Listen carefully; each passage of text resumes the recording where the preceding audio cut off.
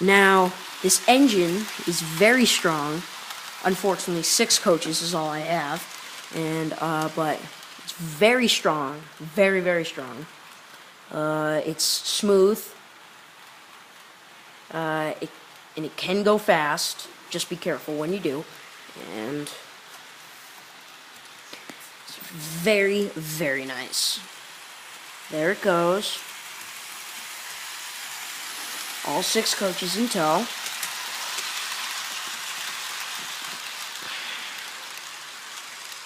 That reminds me, I gotta fix up this track. Like Dad said, this sucks. Oh well.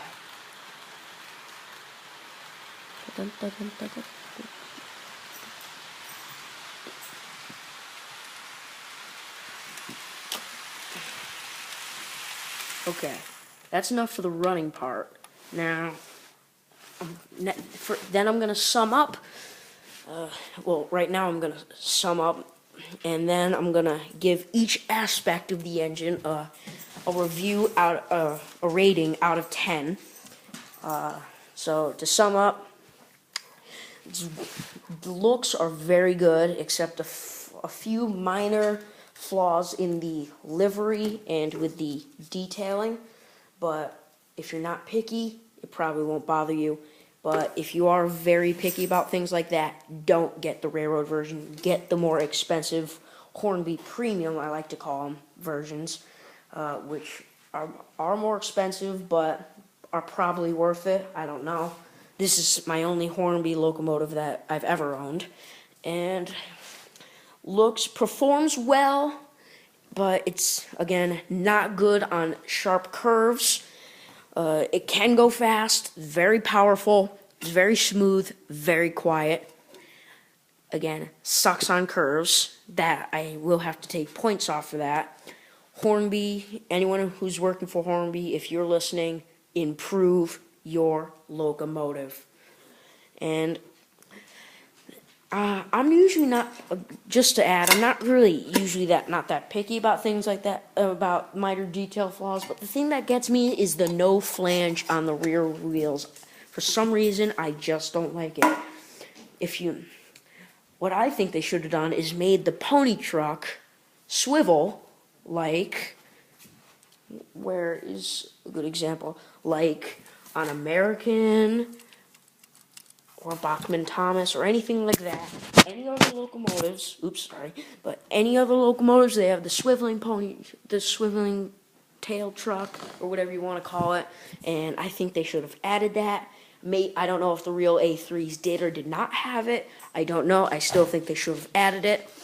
That reminds me, in the comments, tell me if the A3s and or A4s had a swiveling pony truck or a stationary pony truck, or whatever you want to call it, in the rear. And also tell me in the comments if this review was helpful to you. And now for the official rating. For looks, I'm going to have to give it, I'd say between a 6 and an 8. Well, for all of the Hornby A3s or all of Hornby's designs, I'd say it's about 6, maybe 7. But for something that's made for people on a budget, like, again, me, then I'd give it more of an 8 or a 9. It's good for a cheap locomotive, that's for sure. For features and detail, I'm going to have to give it 8.5, maybe 9, maybe even 9.5, because the detailing, like I said, is exquisite, as they say, or they make these things. It's very nice, very detailed. The handrails, not so much. Again, if you're picky, don't pick the better one. If you're not picky, it's fine. But it doesn't really bother me that much, that's for sure. But it's very nice. Detailing's very nice. In performance, minus the curve part, I would give it a 9 out of 10. But when it comes into going on curves, especially at high speeds, I'm gonna have to give it a 5 or a 6, maybe even a 4, because it sucks on sharp curves and maybe even on broad curves for all I know.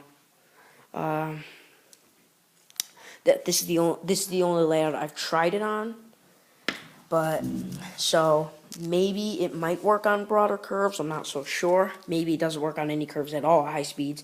But if you do get this locomotive, one, make sure your curves are very wide and broad, or run it slow. And which is kind of stupid because it was modeled after an express passenger engine, and you have to run it slow. But whatever. Performance, looks, that's about it. It's nice and quiet. It's very strong.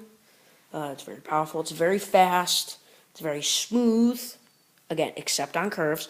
But other than that, I think it's pretty good. So if you're looking for if you're one of those people that are not so picky, and if you're on a budget, this is the way to go. But if you're very picky and one of those professional modelers that has to have the best, don't pick this one.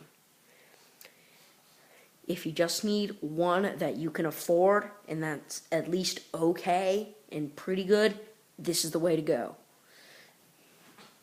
If you don't mind spending a little extra cash, get the other one. Actually, I find this one to be very nice.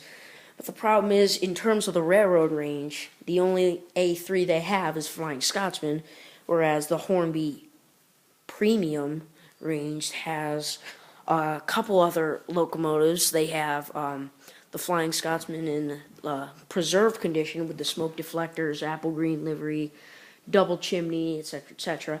And they also have, I believe its number, I can't remember its number, but I believe it's Book Law, and I think there's one or two other styles of other A3 locomotives that they carry, but in the railroad range, all they have is Flying Scotsman. And by the way, there is an option to get this with sound, with digital sound, which I believe is nice, but I didn't really care for that. To describe it in a couple words, I'd say very good. But if you're one of those people that needs to have the best, and you're a professional miler, you don't mind spending a little bit of extra money, don't get this one. If you're just one of those people, hey, it's cheap, it's good enough, I'll buy it, then this is the way to go. That's about it. It's cheap, it's powerful, it's light, and again, I dropped it a couple times. It's pretty hard to break. That's about it. So in the comments, tell me how helpful this review was to you, and that's pretty much it. This is Colton Folletti, and I'll see you next time.